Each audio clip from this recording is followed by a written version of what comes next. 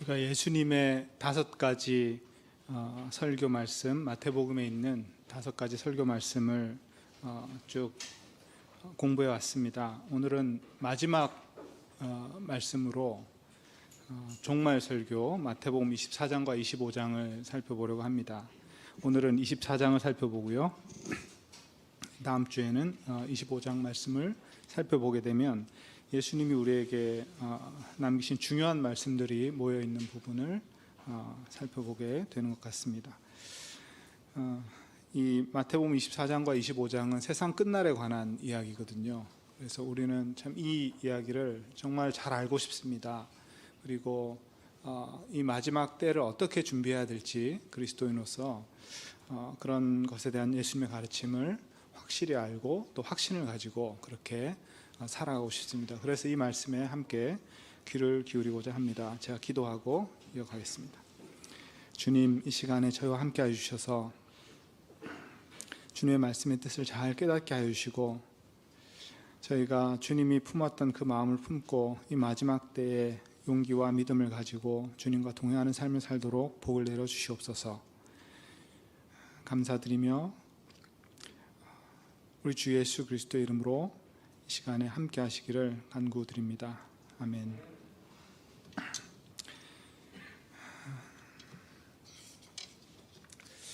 이 마태복음 24장은 굉장히 어려운 본문입니다. 그래서 조금 평소의 설교보다도 조금 더 이렇게 더 어려울 수 있어서 제가 그 종이를 나눠드렸는데요. 그 종이를 보시면서 성경을 같이 보시면서 이렇게 보시면 좋을 것 같습니다. 이 마태복음 24장을 또 제대로 이해하기 위해서는 마가복음 13장과 누가복음 21장에 병행 구절이 있습니다. 그래서 그 말씀도 우리가 참고해야 되는데 오늘은 그걸 참고할 수가 없습니다. 그 다음에 요한계시록도 또 참고해야 됩니다. 그래서 요한계시록에도 비슷한 말씀들이 있기 때문에 또 같이 봐야 됩니다. 그런데 이 모든 게 이제 종말에 대한 가르침들이 있는데요. 그 종말에 대한 가르침을 우리가 이해하는 어떤 첫 번째 출발점, 이 출발점은 복음서의 말씀이 되는 것이 좋은 것 같습니다.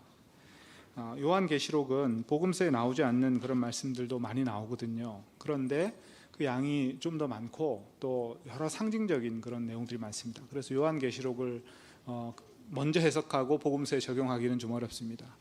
요한계시록 자체가 해석하기 어렵기 때문에 그렇죠. 그래서 이 복음서에 나타난 마태복음 24장, 또 마가복음 13장, 누가복음 21장 이 말씀들을 먼저 이해한 다음에 요한계시록을 이해하면요, 우리가 예수님의 사상을 오해하지 않고 요한계시록을 해석할 수 있습니다. 그렇게 해석한 다음에는 우리가 사도들의 서신을 통해서 또 우리의 생각을 검증할 수 있습니다. 그러니까 종말에 관한 그 사도 바울이나 또 베드로나 야고보나 그 말씀들이 있는데요. 짧은 말씀들이지만 또 우리가 읽었던 그 성경 말씀을 제대로 이해했는지를 이 사도들의 말씀을 통해서 또 이렇게 검증을 할 수 있습니다. 이제 그런 방식으로 성경을 우리가 연구해야 되는데 이 종말에 관한 말씀은 확실한 부분도 있고 모호한 부분도 있습니다. 우리가 모호한 부분을 너무 확실하게 해석하려고 하면요, 또 오류에 빠지게 됩니다. 그래서 예수님이 확실히 말한 것은 우리가 확실히 알고 또 모호한 것은 좀 모호하게 남겨둬야 됩니다. 사도들도 마찬가지입니다. 그래서 우리가 말씀에 근거해서 묵상하는 것은 좋지만 그 묵상이 지나치게 어떤 그 성경 말씀의 범위를 넘어갈 때는 그것이 우리가 교리로 삼으면 안 되고요. 성경 말씀의 어떤 그 범위 안에 머물러 있어야 되겠죠. 그것을 넘어서서 어떤 자신의 교리를 만들어내다가 많은 거짓 예언자들이 오늘날 생겨나고 있습니다. 그래서 우리가 오늘 마태복음 24장 말씀을 잘 읽어보면서 잘 이해하고 그 다음에는 이제 여러분들이 마가복음 13장이나 누가복음 21장이나 또 데살로니가전서, 데살로니후서 이런 말씀을 읽으면서 내가 이해한 것이 맞는지 그렇게 또 확인해 나가시면 됩니다. 이 24장의 첫 장면은 제자들과 함께 예수님이 성전에 계셨던 장면입니다. 이 당시에 헤롯이 지은 성전은요, 그 당시에 그 지역에 있는 모든 건물 중에서 가장 탁월한 어떤 아름다움을 가졌던 그런 거대한 건물이었습니다. 그래서 그 당시에 최고의 그 엔지니어들이 엄청나게 큰 돌을 깎아서 소가 1000마리나 들었다고 합니다. 그런 이제 소를 이용해 가지고 그 돌을 날라 가지고 그 건축을 했는데, 이 헤롯 대왕이 원래 유대인은 아니었죠. 그래서 유대인들의 환심을 사기 위해서 기존에 있던 성전을 한 2배 정도 넓혀서 크게 건축을 합니다. 예루살렘은 산꼭대기에 있기 때문에 그 산꼭대기에다가 건물을 크게 지으려면요, 이 축대 같은 걸 쌓아야 되잖아요. 그런데 이제 큰 돌이 많이 사용되었다고 합니다. 이 성전은 BC 20년 정도, 주전 20년 정도에 증축을 시작해가지고 예수님이 그 성전에 방문하셨을 때 이 성전은 46년 동안 지었건을 네가 사흘 만에 다시 세우겠느냐, 이런 말씀이 있습니다. 그래서 보면 한 AD 한 26년까지 성전을 46년에 걸쳐서 그 중에 이제 헤롯은 이미 죽었죠. 그런데 이제 그렇게 성전을 건축을 했습니다. 그래서 이 제자들은 이 성전의 그 위대한 모습을 보면서 감탄을 했던 것이죠. 주님, 이것을 보십시오. 얼마나 아름답습니까? 이 건물이 얼마나 놀랍습니까? 이런 얘기를 한 겁니다. 그런데 예수님은 그 이야기를 듣고 나서 이 성전이 곧 붕괴될 거라고 이렇게 말씀하셨습니다. 그런데 실제로 이 성전은 AD 70년에 로마 군대에 의해서 파괴되고 맙니다. 그때 이 로마 군대가 예루살렘을 포위했는데, 이 예루살렘 포위할 때 그 당시에 유월절 순례를 와 있던 많은 유대인들을 함께 학살하는 그런 일이 벌어졌습니다. 그리스도인들은 이때 피난을 합니다. 로마인들이 온다는 것을 듣고 피난을 합니다. 그 피난을 하게 된 이유가 또 이 마태복음 24장의 말씀에 나옵니다. 예수님이 성전이 무너질 것이다 라고 얘기하셨고, 또 로마 군대가 이렇게 들어올 때 피난하라 하셨기 때문에 그리스도인들이 다 피난해서 생존하게 되는 그런 사건도 벌어지게 되었습니다. 이 성전의 붕괴라는 이 주제는 구약성경 다니엘서에 나오는데요. 다니엘서는 여러분이 잘 아시는 이제 1장부터 6장까지는 다니엘의 이야기죠. 그다음에 7장부터 12장까지는 다니엘이 본 환상 이야기입니다. 그런데 그 다니엘이 본 환상은 종말에 대한 환상이었는데요. 거기에 나오는 어떤 장면이 그런 내용들이 있습니다. 이 환상이 4가지가 나오는데 이 4가지 환상이 다 똑같은 내용을 조금 다르게 보는 그런 환상입니다. 마지막 때가 되면 인자와 성도의 나라가 세워집니다. 그러니까 메시아가 오고 그 메시아의 나라가 세워지는데, 그 나라가 세워진 후에 그 나라가 심한 타격을 입고 악한 왕의 통치에 떨어지게 된다고 환상을 보게 됩니다. 그 기간이 약 3년 반이 되는데요. 그 3년 반 동안 어떤 일이 벌어지냐면 제사가 폐해지고 성전에 우상이 세워지고 그런 일이 벌어질 것이다. 그리고 이 3년 반이 지나면 그 왕이 갑작스럽게 심판을 받게 되고 하나님의 나라가 이루어진다. 이런 환상입니다. 그런 환상이 그 다니엘이 본 환상인데, 그 안에 보면 성전이 붕괴될 것이다. 거기에 멸망에 가증한 것이 세워질 것이다. 우상을 말하죠. 우상이 세워질 것이다. 이런 예언을 했습니다. 그런데 이 예언이, 다니엘서에 나오는 예언이 BC 2세기 BC 167년에 한번 성취됩니다. 헬라 제국의 황제였던 안티오쿠스라는 황제가 나타나서 그 성전을 완전히 무너뜨리고 그 성전에다가 제우스 상을 세웁니다. 그리고 제우스는 이스라엘 사람들한테는 부정한 동물이죠. 돼지를 제물로 바칩니다. 제우스에게 제사를 드릴 때는요. 그래서 이 제물을 돼지로 바친 그 제물을 유대인들에게 강제로 먹게 하고, 먹지 않는 자들은 다 죽이게 되는 그런 어떤 핍박을 감행합니다. 그런 일이 BC 2세기에 있었죠. 그리고 나서 이 성전을 이제 회복해가지고 그 이후에 다시 이제 성전을 재봉헌하는 그런 사건이 있었습니다. 그런데 이제 1세기에 와서 또 예수님이 성전이 다시 붕괴될 것이다. 이 헤롯이 지은 이 성전이 다시 붕괴될 것이다. 이렇게 예언을 하신 것입니다. 이 다니엘서의 예언을 알고 있던 이 제자들은 깜짝 놀랐겠죠. 이제부터 뭔가 좋은 시기가 올 것이다 이렇게 생각했는데 메시아도 오셨고, 그런데 성전이 다시 붕괴될 것이다 이렇게 말씀하시니까 다니엘서의 그 예언이 생각났을 것입니다. 그래서 제자들이 질문을 드립니다.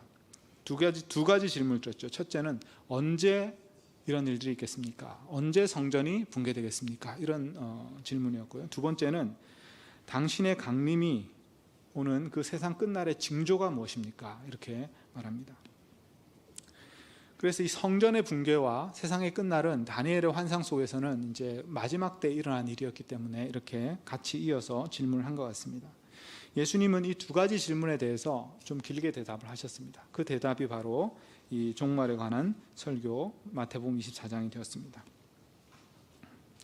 이 정답을 먼저, 결론을 먼저 간단히 말씀드리면요, 예수님은 언제 끝날이 올지는 모르지만 그 표적을 보면서, 그 시대에 일어난 일들을 보면서, 그 시대의 일들을 보고 그 때가 가까운 것을 분별할 수 있다. 그 분별하기 위한 어떤 그 이제 현상들을 가르쳐 줄 것입니다.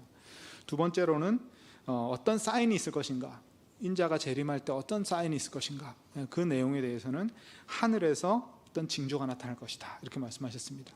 그 징조는 해가 어두워지고 달이 빛을 잃고 별이 떨어지는 어떤 그런 묵시적 표현으로 말씀하셨는데, 그것이 무엇인지는 우리가 좀 더 묵상해 봐야 되겠지만, 어쨌든 예수님은 하늘에서 놀라운 징조가 일어나고 그렇게 되면 바로 재림이 일어난다 이렇게 말씀하셨습니다.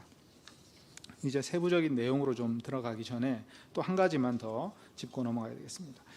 이 본문이 어려워지는 이유는 15절부터 20절 말씀 때문입니다. 15절부터 20절은 아까 말씀드렸던 그 성전이 파괴될 것이라는 그 예언인데요, 예루살렘이 포위되었을 때 너희가 산으로 도망하라, 그런 말씀입니다. 그런데 이 말씀이 이미 이루어진, 마태가 복음을 쓸 때는 이미 이루어진 때였습니다. 누가가 복음을 쓸 때도 이 예언은 이미 이루어졌습니다. 그럼 마가가 복음을 쓸 때는 AD 70년에 이제 이 사건이 일어났기 때문에 마가는 AD 60년에 쓴 것 같습니다. 60년대에 쓴 것 같습니다. 그래서 마가가 복음을 쓸 때는 이것이 아직 이루어지지 않은 예언이었습니다. 마태는 마가 복음을 가지고 참고하면서 자기가 가진 예수님 말씀의 자료를 첨가해서 복음을 썼기 때문에 이 마가가 기록한 그 내용을 거의 그대로 담고 있습니다.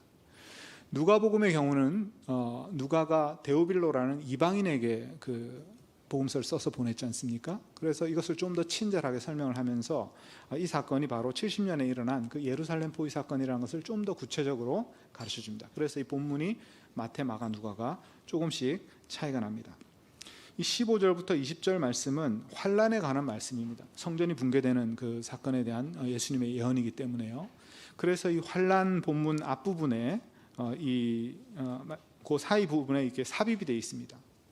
그런데 우리가 오늘은 이 본문을 살짝 떼놓고 보아도 이 앞뒤가 다 연결이 됩니다. 환란에 대한 이야기가 쭉 이어지거든요. 그래서 이 구조가 좀 복잡하다는 것입니다. 그래서 우리가 이 본문을 조금 더 분석하는데 어려움이 있기 때문에 그렇게 그 섹션이, 그 부분이 조금 이렇게 분리되어 있다는 거를 좀 기억하시면서 읽으면 좋겠습니다.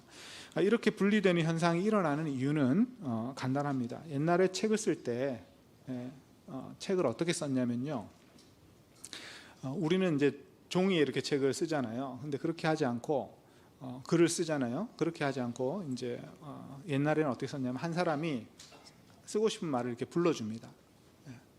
불러주면 옆에서 이제 기록하는 사람이 있습니다.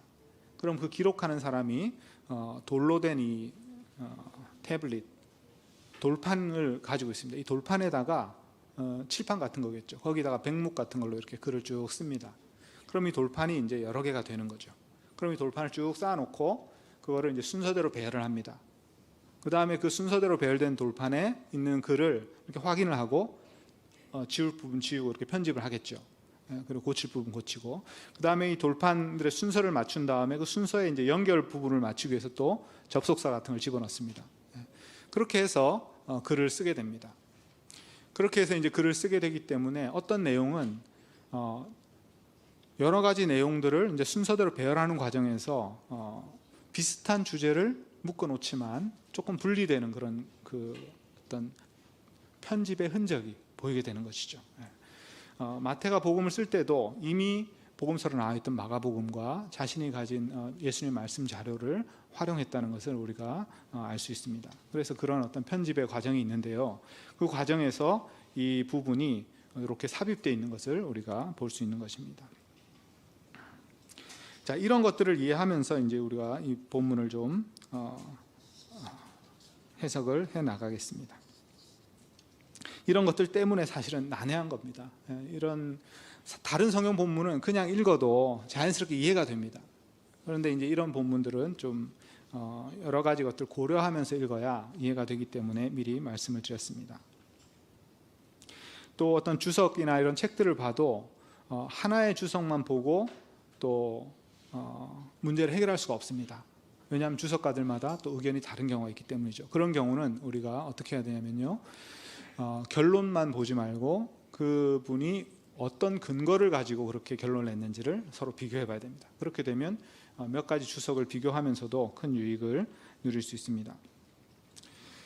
자, 이제 제자들의 질문으로 돌아가겠습니다. 성전 파괴가 언제 일어납니까? 이 질문이 있었고요. 그 다음에 당신의 재림과 세상 종말에 일어날 징조가 무엇입니까? 이렇게 물었습니다. 그러면 이제 이게 언제 일어나는가에 대해서 예수님이 4절부터 28절까지 이제 말씀을 해주십니다.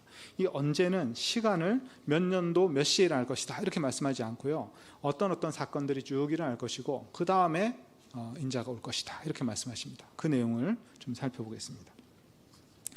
4절부터 8절까지는요 재난들의 시작이다 이렇게 이제 예수님 말씀하셨습니다. 4절에 보면 너희가 사람의 미혹을 받지 않도록 주의하라. 많은 사람이 내 이름으로 와서 이르되 나는 그리스도라 하여 많은 사람을 미혹하리라. 난리와 난리의 소문을 듣겠으나 너희는 삼가 두려워하지 말라. 이런 일이 있어야 하되 아직 끝은 아니라. 민족이 민족을, 나라가 나라를 대적하여 일어나겠고 곳곳에 기근과 지진이 있으리니 이 모든 것은 재난의 시작이니라.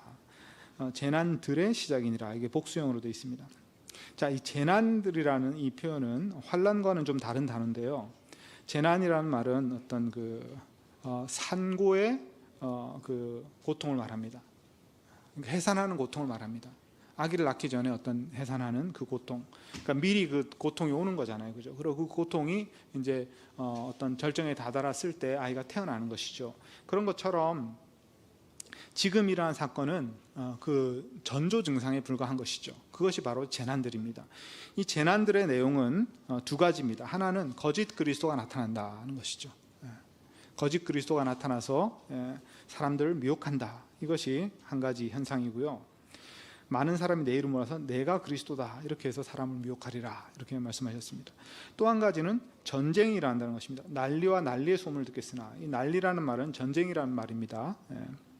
이 전쟁이 일어나면 어떤 일이 벌어지냐면요, 군대가 어떤 한 도시를 포위하게 되죠. 그럼 포위하게 되면 그 도시가 어떻게 되겠습니까? 굶주리게 됩니다. 그래서 기근이 일어납니다.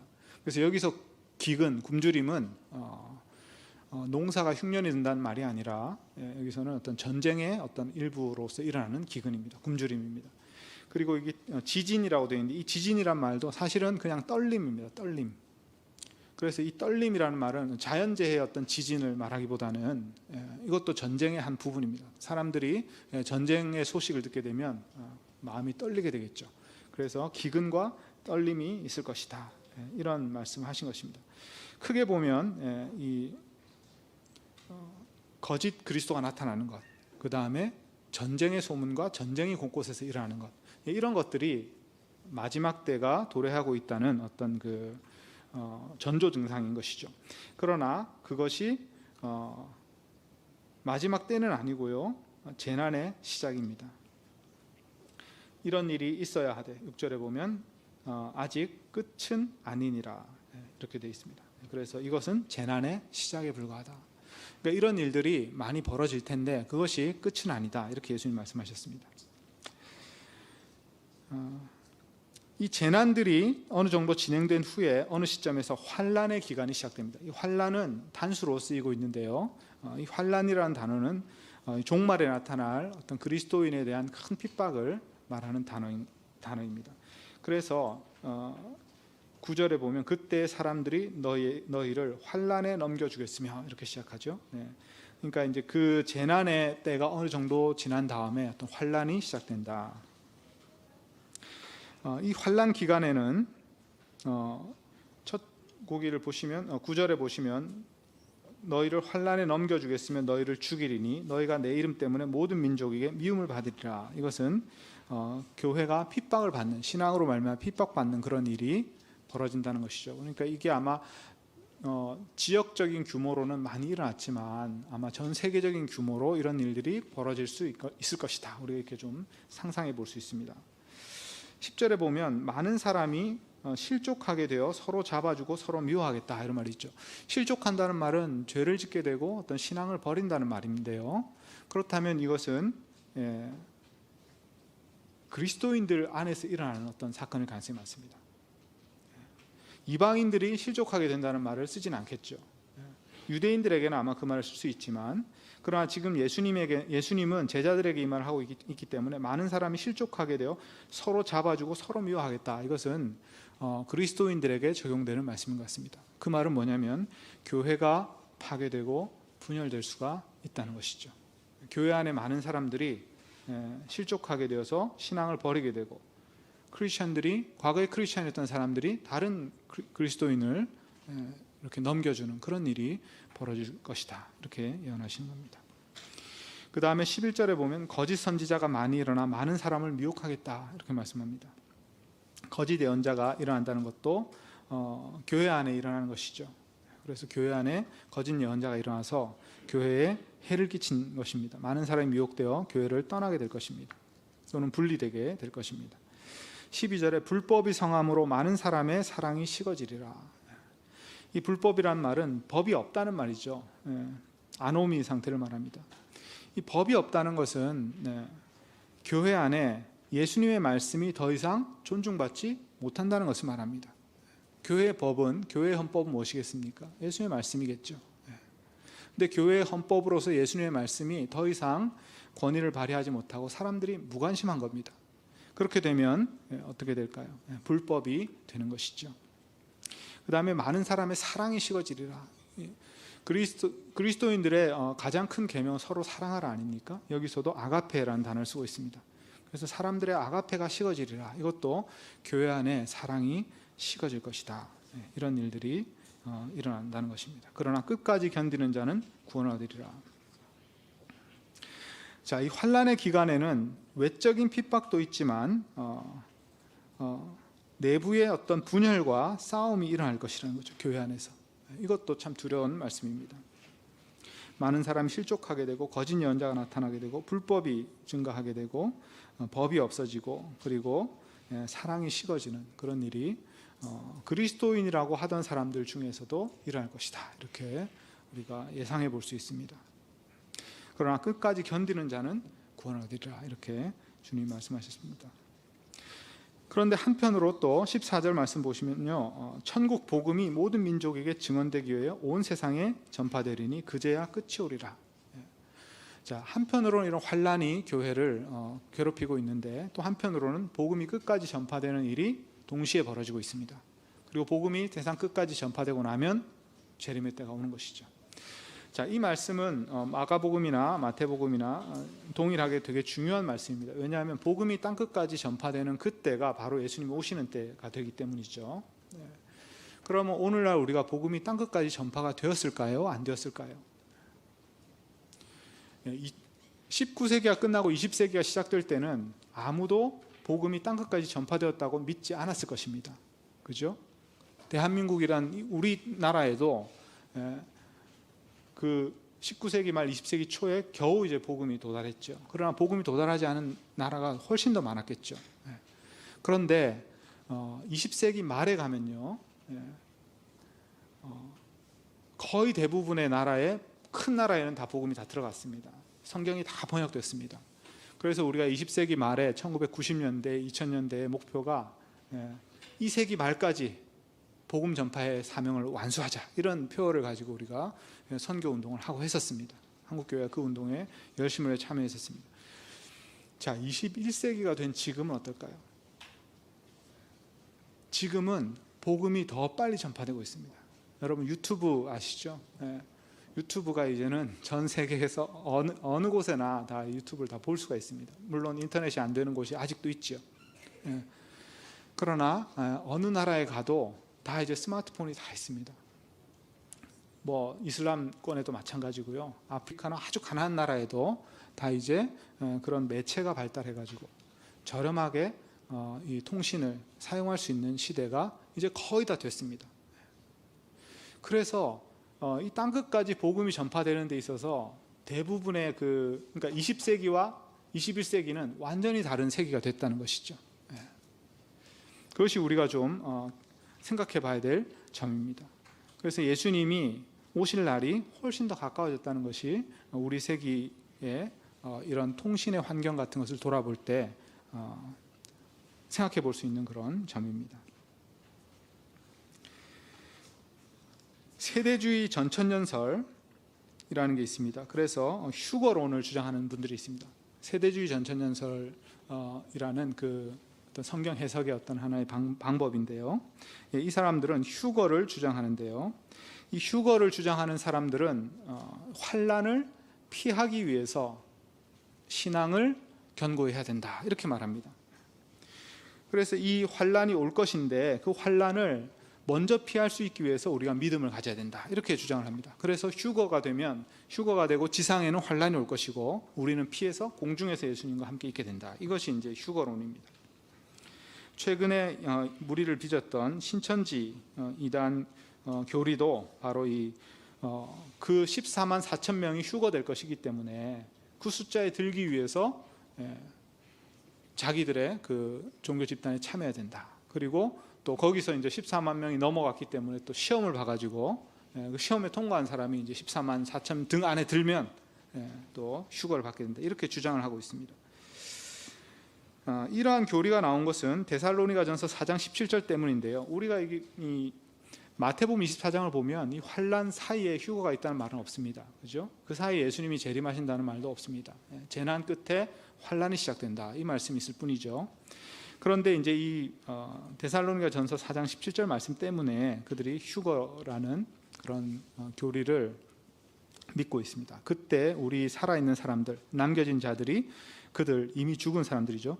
이미 죽은 성도들이죠. 그들과 함께 구름 안에 붙들려서 공중에서 주님을 만나게 될 것입니다. 그리고 이처럼 우리가 항상 주님과 함께 있게 될 것입니다. 이렇게 되어 있습니다. 예수님이 재림할 때 우리 살아있는 사람들과 이미 먼저 죽은 성도들이 구름에 붙들려서 공중에서 주님을 만나게 될 것입니다. 이 구절이 있습니다. 그래서 공중으로 올라가서 휴거되어 가지고 공중에서 예수님을 만나게 된다. 그리고 그곳에서 주님과 함께 있게 된다. 이렇게 해석을 합니다. 그런데 여기서 나오는 이 단어, 이 만난다는 단어, 환영한다, 영접한다, 이 단어는요, 이럴 때 쓰이는 단어입니다. 일반적으로도 쓰이지만 어느 도시에 황제가 방문을 할 때요, 황제가 그 도시에 어떤 감찰을 나오거나 어떤 그 도시에 어떤 그 행사가 있어서 방문할 때가 있지 않겠습니까? 로마 황제가 어떤 도시를 방문할 때 도시 안에서는 이제 황제를 맞이할 준비를 다 하겠죠. 그럼 황제 가까이 오면 어떻게 할까요? 그 황제를 맞이하는 사절단이 나갑니다. 그래서 저 성문 밖에서 황제를 맞이합니다. 그리고 그곳에서 다시 황제를 맞이한 다음에 그 다음에 어떻게 할까요? 도시로 들어오겠죠. 황제와 함께 도시로 들어옵니다. 그래서 이 본문은 사실은 공중에서 예수님을 만나는데, 왜냐하면 예수님이 공중에서 구름을 타고 오실 것이다 이렇게 말씀했기 때문에요. 그러나 그 만난 사람들이 어떻게 되겠습니까? 땅으로 내려오는 것이죠. 그래서 지상으로 오시는 주님이 지상에 볼 일이 있어서 오신 것이기 때문에 지상으로 와서 우리가 함께 있게 되는 것입니다. 그래서 이것은 휴거를 지지하는 그런 성경 구절이 될 수 없습니다. 약간 모호함은 있죠. 그러나 그 당시의 배경으로 봤을 때는 그렇게 이해할 수가, 환영을 나가서 맞이해서 다 같이 들어오는 이런 그림으로 이해하는 것이 더 자연스럽습니다.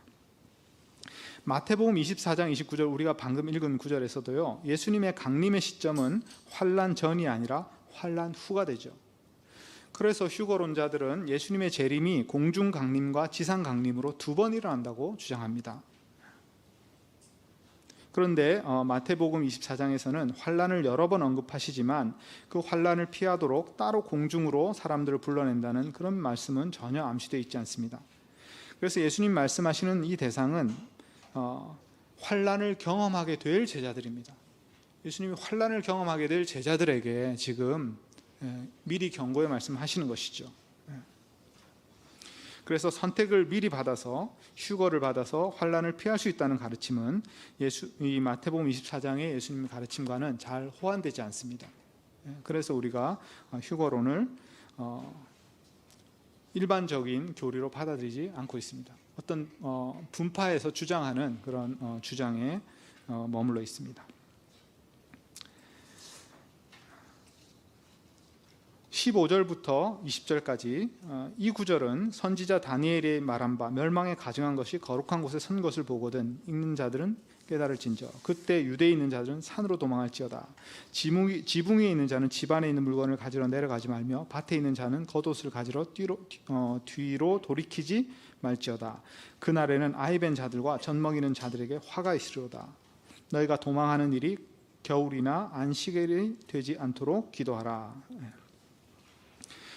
바로 이 예언이 거의 문자적으로 AD 70년에 이루어졌습니다. 그래서 유대에 있던 예루살렘 근처에 있던 사람들이 로마 군대가 온다는 소식을 듣고 산으로 도망했는데, 그리스도인들의 경우에는 요단강 동편의 펠라라는 도시로 도망을 했습니다. 그곳에 머물러 있는 동안 성전이 파괴되고 그곳에 유대인들이 엄청난 수가 학살당하는 그런 일이 벌어졌습니다. 이 지붕 위에 있는 자가 물건을 가지고 내려가지 말라, 이런 말은요,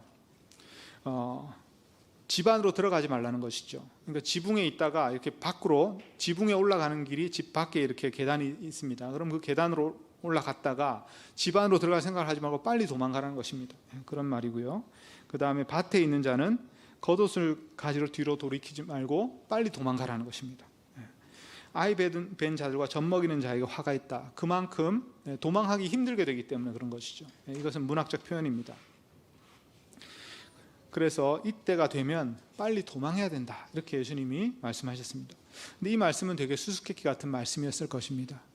그러나 이 말씀의 전체적인 메시지는 한번 성취가 되어서 우리가 알게 되었는데, 마지막 그 환난 때는 아주 무서운 환난이 있을 것이고 그때에는 우리가 도망해야 될 때가 있다, 이렇게 말씀하시는 겁니다. 그래서 초대교회 성도들은요, 일부러 순교를 당하기 위해서 나서지 않았습니다. 그래서 도망할 수 있으면 도망을 했습니다. 그런데 여러 번 도망하다가 어쩔 수 없이 내가 이제 순교할 수밖에 없는 상황이 되었다. 그러면 하나님의 뜻이라고 생각하고 기꺼이 순교의 길을 갔던 것입니다. 그러나 처음에는 피할 수 있으면 피했습니다. 예수님의 이 말씀 때문이죠. 순교에 대해서 열정을 가지고 내가 순교하리라 결심을 했던 사람들은요, 실제 그 현장에 가서 배교하는 일이 있었던 것입니다. 그래서 그런 일을 어리석다고 생각했습니다.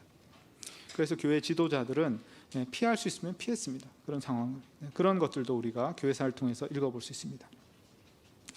21절 말씀 보겠습니다. 이는 그때에 큰 환난이 있겠습니다. 창세로부터 지금까지 이런 환난이 없었고 후에도 없으리라. 그 날들을 감하지 아니하면 모든 육체가 구원 얻지 못할 것이나 그러나 택하신 자들을 위하여 그 날을 감하시리라. 종말 직전에 있을 환난이 역사상 가장 끔찍한 환난이 될 것이다, 그렇게 말씀하셨습니다. 그러나 그 기간이 단축되어서 택하신 자들이 능히 통과할 수 있게 하실 것이다, 이렇게 말씀하십니다. 우리가 환난을 생각하면 두려운 마음이 많이 들지만, 그러나 다니엘의 그 친구들을 생각해 보십시오. 다니엘의 친구들은 환난을 당했죠. 그래서 풀무불에 떨어졌죠. 그러나 그 풀무불 안에서 인자가 나타났습니다. 천사가 나타났습니다. 사람과 같이 생긴 어떤 한 존재가 나타났죠. 그래서 그들이 그 불에 그슬리지 않게 만들었습니다. 그것처럼 환난이 있는 동안에는 하나님의 보호하심도 함께 따릅니다. 그래서 우리가 주님을 굳게 믿고 이 환난을 통과하면 불꽃에 머리털이 그을리지 않고 통과할 수 있습니다. 그것을 우리가 믿고 환난을 너무 두려워할 필요는 없습니다. 그러나 이 환난이 매우 큰 환난이 될 것이고 많은 괴로움을 줄 환난이 될 것이라는 것은 또 사실입니다. 이 환난 기간에는 또 26절 보면 그때 사람이 너에게 말하되 보라 그리스도가 여기 있다 혹은 저기 있다 하여도 믿지 말라. 거짓 그리스도들과 거짓 선지자들이 일어나 큰 표적과 기사를 보여 할 수만 있으면 택하신 자들도 미혹하리라. 또 거짓 예언자 이야기가 나오죠. 이 환난 기간에 거짓 예언자와 거짓 그리스도가 또 활개를 치게 됩니다. 25절 보라 내가 너에게 미리 말하였도다. 그러면 사람들이 너에게 말하되 보라 그리스도가 광야에 있다 하여도 나가지 말고 보라 골방에 있다 하여도 믿지 말라. 번개가 동편에 나서 서편까지 번쩍인 같이 인자의 임함도 그러하리라. 죽음이 있는 곳에는 독수리들이 모일 것이니라. 자, 그리스도가 여기 있다 와서 봐라 이렇게 해도 따라가지 말라는 것입니다. 왜냐하면 그리스도가 그런 방식으로 오시지 않을 것이기 때문이죠. 번개가 동편에 나서 서편에 번쩍인 같이 이렇게 되면 어떻게 될까요? 땅 위에 있는 모든 사람이 그 번개가 치는 것을 볼 수 있겠죠. 그렇죠? 그 다음에 죽음이 있는 곳에 독수리가 모인다. 이것은 난해 구절이지만 가능한 한 가지 해석을 제가 제시하면요, 광야에 독수리 떼가 모여 있으면 그곳에 죽음이 있다는 것을 우리가 분명히 알 수 있죠. 그것처럼 멀리서 봐도 이 독수리 떼가 보인다는 것입니다. 번개가 치는 것처럼 또 멀리서 봐도 독수리 떼가 모인 것을 볼 수 있는 것처럼 주님이 재림하실 때는 모든 사람이 그것을 볼 수 있게 된다. 그래서 우리가 그것을 찾아 나서지 않아도 보이게 된다. 그것을 말씀하셨습니다. 그래서 마지막 때에 그리스도가 나타나서 사람들을 현혹할 때, 그때 우리가 속지 말아야 됩니다. 또 이 가짜 그리스도들이 나타나서 하는 일들이 뭐냐면 기적을 행합니다. 예수님이 그렇게 또 예고하셨습니다. 그래서 많은 기적을 행해가지고 그것으로 사람을 미혹되게 한다는 것입니다. 만약에 예수님이 이 말씀 안 하셨다면, 기적을 행하는 가짜 그리스도가 와서 너희를 미혹할 것이다, 이 말씀 안 하셨다면요, 우리는 기적을 믿고 다 따라갔을지도 모릅니다. 저 사람이 예수님의 이름으로 와가지고 기적을 행하는데 우리가 안 믿을 도리가 있겠습니까? 그런데 예수님이 경고하셨습니다. 그것을 보고 믿지 말라. 거짓 예언자들도 기적을 행할 것이다. 이렇게 말씀하셨습니다. 자, 그렇게 이제 환란의 기간이 끝나고 나면 29절에 환란 후에 이런 말이 나옵니다. 즉시 해가 어두워지며 달이 빛을 내지 아니하며 별들이 하늘에서 떨어지며 하늘의 권능들이 흔들리리라. 그때 인자의 징조가 하늘에서 보이겠고, 이것이 29절이 바로 이 하늘에서 보이는 그 인자가 오실 징조입니다. 인자는 예수님 말씀하죠. 예수님이 오시는 그 날이 환란 후에 해가 어두워지며 달이 빛을 내지 않으며 별이 하늘에서 떨어지며 하늘의 권능들이 흔들리리라. 권능들이 흔들린다는 말은요, 옛날에는 그 별이 다 천사들이라고 생각했습니다. 천사는 각자 맡은 어떤 그 권능을 가지고 있는 것이죠. 각자 영역에서 어떤 맡은 권능을 가지고 이 우주를 하나님이 통치하시는 것을 돕고 있다고 생각했죠. 그래서 권능들이 흔들린다는 말은 그 천사들이 떤다는 말입니다. 하나님의 진노가 나타날 것을 예고했기 때문에, 그때가 되었기 때문에 천사들조차 떨린다, 이런 말입니다. 별들이 떨어진다는 것도 같은 말입니다. 별들이 하늘에 떨어진다는 것도 하늘의 그런 큰 징조라는 것은 바로 이 천사들의 어떤 그 움직임이라고 생각했습니다. 그 다음에 해가 어두워지고 달이 빛을 내지 아니한다. 이것은 문학적 표현이죠. 이 모두가 다 문학적 표현인데, 이사야서 13장 6절부터 요 표현이 똑같은 표현이 나옵니다. 그래서 이사야 13장 우리가 한번 살펴보면요, 그것은 하나님의 진노가 나타날 때 온 우주가 두려워하기 때문에 달과 별도 자기가 하던 일을 멈추고 도망간다, 뭐 이런 표현입니다. 그런 문학적 표현인데요. 그러면 예수님이 나타나실 때 정말로 해와 달이 어두워질 것인가? 과학적으로 또는 실제 현상에서 그런 일이 벌어질 것인가? 그렇다고 우리는 일단 생각해야 되겠죠. 그런데 이게 문학적 표현으로 다른 방식으로 나타날 수도 있습니다. 하늘에 어떤 징조가 나타날 것인데 그 징조를 보면 예수님이 오실 거라는 것을 알 정도로 분명한 그런 징조가 나타납니다. 그것이 해가 어두워지고 달이 빛을 내지 않냐는 어떤 그런 징조로 나타날 것이다 했습니다. 문자적으로 이루어질 수도 있고 문학적으로 어떤 현상을 지시한 것일 수도 있습니다. 그래서 그 두 가지 가능성을 우리는 다 열어놓고 그 징조가 나타날 거라고 생각해야 됩니다.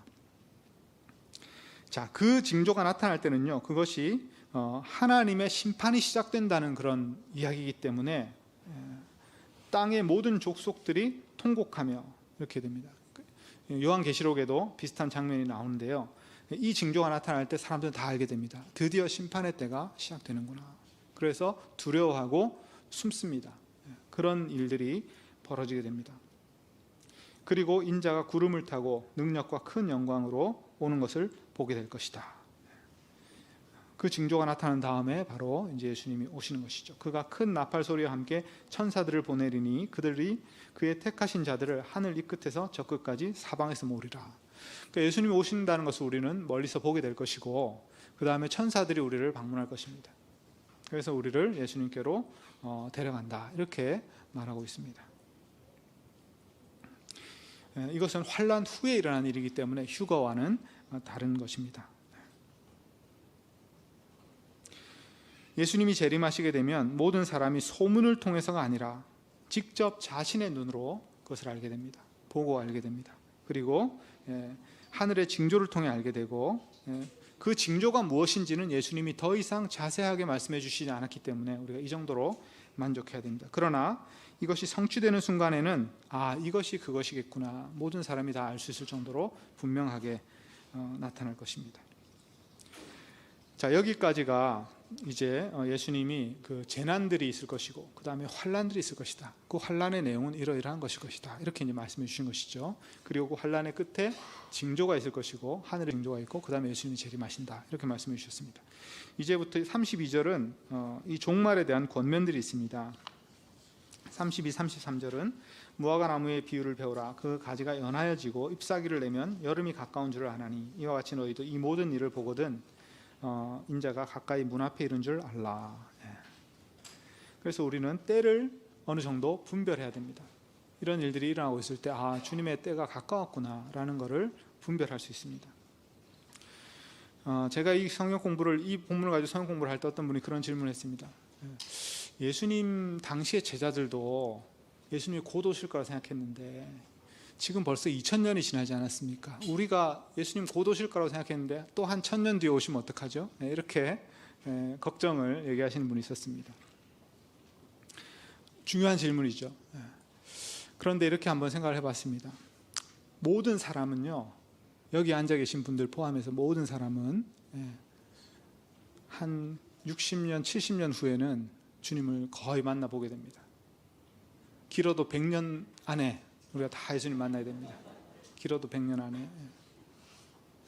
그래서 이게 2000년이 흘러가는 것은 하나님의 역사의 시간에서는 2000년이 흐르고 3000년이 흐를 수도 있죠. 그러나 우리는 우리가 살아있을 때 주님을 보든지 우리가 죽어서 보든지 100년 안에 다 끝납니다.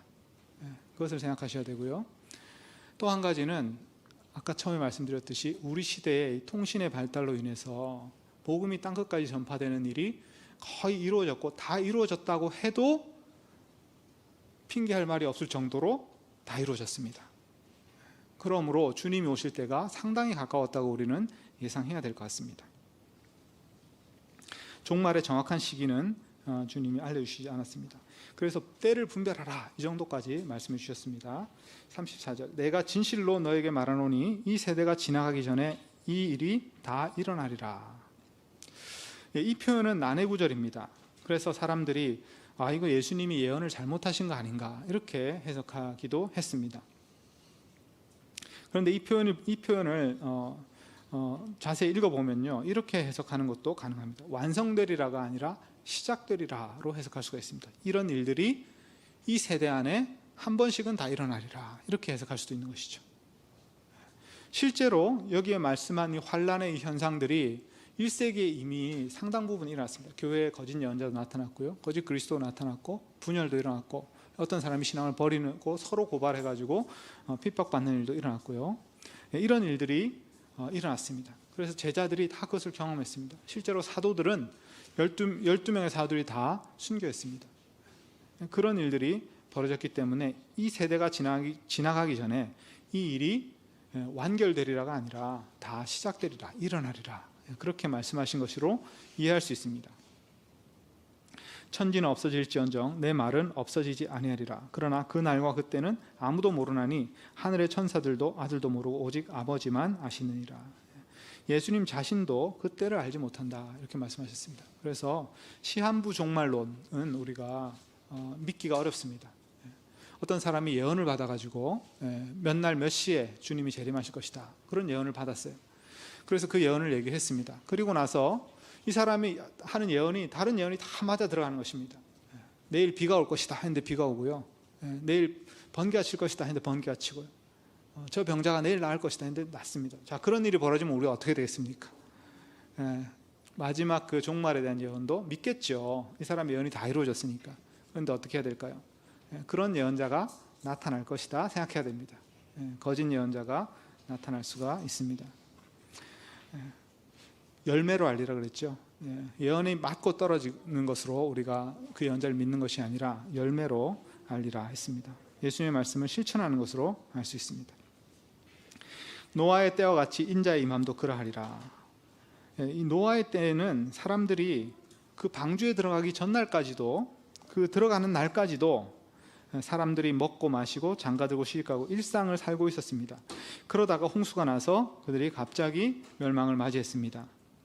두 사람이 밭에 있는데 한 사람은 데려가고 한 사람은 버려두고, 두 여자가 맷돌질을 하는데 한 사람은 데려가고 한 사람은 버려두고. 이것은 무슨 말이냐면요, 세상 사람들은요 이 종말이 가깝다는 것을 인식하지 못한다는 것이죠. 그들에게는 환란이 아닙니다. 환란은 교회가 핍박받는 게 환란이거든요. 그러니까 일반인들에게는 환란이 그냥 일상이에요. 세상의 한 구석에서 누군가가 핍박받고 있는 것일 뿐입니다. 일상이 계속되는 것이죠. 노아의 홍수 때와 같다는 말이 바로 그런 말입니다. 그래서 우리가 잠자고 있다면 지금 주님이 오실 때가 되었는지, 교회가 환란을 받고 있는 것인지 이런 것을 모르고 지나갈 수도 있습니다. 그래서 주님이 그러므로 깨어있으라. 어느 날에 너희 주가 오실지 너희가 알지 못함이라. 너희도 아는 바니 만일 집 주인이 도둑이 어느 시각에 올 줄 알았더라면 깨어있어 그 집을 뚫지 못하게 하시리라. 이러므로 너희도 준비하고 있으라. 생각지 않은 때에 인자가 오리라. 자, 만약에 도둑이 오늘 밤 12시부터 2시 사이에 오겠다 이렇게 얘기를 하면요, 우리는 그때만 딱 준비를 하면 되겠죠. 12시부터 2시까지만 딱 준비하면 됩니다. 그런데 도둑이 그렇게 예고하고 오는 법은 없다는 것이죠. 마찬가지로 주님이 오시는 날도 정해지지 않았기 때문에 우리가 1년 뒤부터 예수님의 재림을 준비하리라 이렇게 하면 어리석은 거라는 것입니다. 그리고 한 10년쯤 뒤가 되면 아마 복음이 땅까지 전파될 거야, 그때부터 내가 예수님의 재림을 준비해야 되겠다 이렇게 생각하는 것도 안 된다는 것입니다. 늘 준비된 상태로 있어라. 이것이 주님의 명령입니다. 늘 준비된 상태로 있어라. 45절, 충성되고 지혜 있는 종이 되어 주인에게 그 집 사람을 맡아 때를 따라 양식을 나눠줄 자가 누구냐. 주인이 올 때 그 종이 이렇게 하는 것을 보면 그 종이 복이 있으리로다. 내가 진실로 너에게 이르노니 주인이 그의 모든 소유를 그에게 맡기리라. 만일 그 악한 종이 마음에 생각하기를 주인이 더디오리라 하여 동료들을 때리며 술 친구들과 더불어 먹고 마시게 되면 생각하지 않는 날 알지 못하는 시각에 종의 주인이 이르러 엄히 때리고 외식하는 자가 받는 벌에 처하리니 거기서 슬피 울며 이를 갈리라. 자, 주인이 이 종에게 기대하는 것은 무엇입니까? 그것은 주인과 함께 있을 때 하던 일을 잘 하라는 것이죠. 주인과 함께 있을 때 맡긴 일을 잘 하라는 것입니다. 주님이 두 가지 명령을 하셨는데요, 늘 준비된 상태로 있어라. 아니, 항상 어떻게 제가 준비를 하고 있습니까? 이거 너무 힘들 것 같습니다. 이렇게 생각할 수가 있어요. 항상 어떻게 준비해야 돼? 오늘 어떻게 준비하고 있어야 되는가? 무슨 준비를 해야 되는지 우리가 알아야 되겠죠. 무슨 준비를 해야 되냐? 주인이 맡긴 일을 잘하고 있어야 된다는 것입니다. 주인이 맡긴 일을 잘하고 있어야 된다. 자, 늘 준비된 상태로 있어야 되는 것은요, 어느 이단 교회처럼 일상생활을 멈추고 어느 해외에 섬을 사가지고 거기 가서 공동생활을 하면서 매일 예배를 드리는 삶을 살겠다. 그거는 정답은 아닙니다. 그게 뭐 꼭 나쁜 건 아니죠. 잘만 하면 나쁜 건 아닐 것 같습니다. 그 내용상으로는. 그런데 정답은 아닙니다. 모든 사람이 그렇게 해야 되는 것이 아니기 때문이죠. 주님이 맡긴 일을 주인과 함께 있던 때처럼 그대로 계속해야 되는데 주님이 맡기신 일이 무엇인가? 이것을 우리가 알아야 되겠죠. 그것은 소금과 빛의 사명을 감당하라는 것이었죠. 하나님의 이름을 거룩하게 빛내라는 것이었죠. 그게 산상수훈의 맨 앞부분에 나오는 말씀이었습니다. 아버지의 이름을 빛내고 세상을 향한 소금과 빛의 사명을 감당하라. 그렇게 하려면 우리의 삶의 자리에서 예수의 명령을 실천해야 됩니다. 주님을 맞이할 준비는 우리의 직업이나 학업이나 가족을 갑자기 버려두고 새로운 일을 하는 것이 아니라 환란이 와서 어쩔 수 없이 그만두게 되면 그렇게 해야 되겠죠. 그러나 그때까지는 우리의 일상을 계속 살아야 됩니다. 물론 일상을 계속 산다는 것이 우리가 이 자리에만 계속 있어야 된다는 것은 아닙니다. 어떤 사람은 선교사로 갈 수도 있고, 어떤 사람은 주님의 일을 위해서 전혀 다른 직업에 헌신할 수도 있습니다. 그러나 그것도 일상을 사는 것입니다. 성령님과 함께 동행하는 것이기 때문이죠. 모든 사람이 급격한 변화를 선택할 필요가 없이 그 자리에서 주님 맡기신 일을 해야 된다. 이것이 바로 주님이 종말을 준비하라고 하신 그 내용의 가르침입니다. 사도의 가르침도 그렇습니다. 사도의 가르침도 너희가 종말이 이르렀다는 말을 듣고 놀라지 말고 마음을 떨지 마라. 너희가 하던 그것을 그대로 해라. 믿음, 소망, 사랑에 머물러 있어라. 이것이 사도 바울이 데살로니가 교회에 보낸 편지에 나오는 내용입니다. 저는 이 말씀 묵상하면서 예수님의 명령 중에 한 가지를 좀 떠올리게 됐습니다. 먼저 하나님의 나라와 그의 의를 추구하라. 하나님의 나라를 추구하는 것은 무엇입니까? 하나님의 통치를 받는 것이죠. 하나님의 통치를 받는 하나님 나라의 시민이 되는 것이겠죠. 하나님 나라의 시민으로 살려면 하나님 나라의 헌법을 지켜야 됩니다. 시민은 특권도 있지만 의무가 있잖아요. 그 헌법을 지켜야 될 의무가 있지 않습니까? 마찬가지로 우리가 하나님 나라의 헌법을 지켜야 되겠죠. 그 하나님 나라의 헌법은 무엇일까요? 정답은 없지만 아마 가장 정답에 가까운 것은 산상수훈일 것입니다. 예수님의 말씀일 것이죠. 이 예수님의 말씀을 성령과 함께 실천하는 삶이 하나님의 나라를 추구하는 삶입니다. 또 하나님의 의를 추구하라 하셨는데요. 하나님의 의는 무엇입니까? 예수님이 팔복에서 하나님의 의에 대해서 세 가지를 말씀해 주셨는데, 하나는 긍휼을 행하는 것이었고요, 하나는 마음이 청결한 것이었고요, 또 하나는 평화를 만드는 것이었습니다. 주변에 우리 이웃을 돌아보며 또 성도들 돌아보며 긍휼을 행하는 삶이 하나님의 의를 추구하는 삶이고요.